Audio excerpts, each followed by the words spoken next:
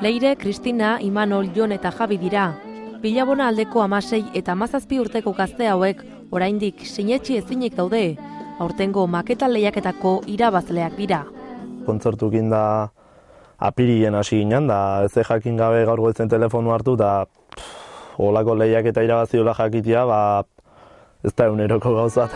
Amasako Izeta estudioan maketa grabatzen ari direla eman diete sariaren berri.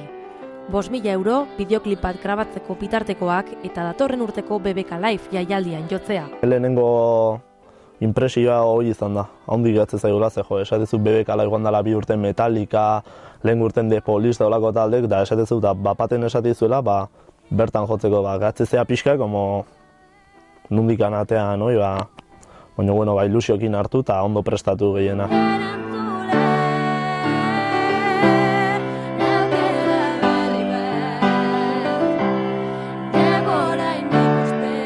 Aukera berri bat kantarekin irabazi dute saria eta hain zuzen horixe izango dute hemendik aurrera.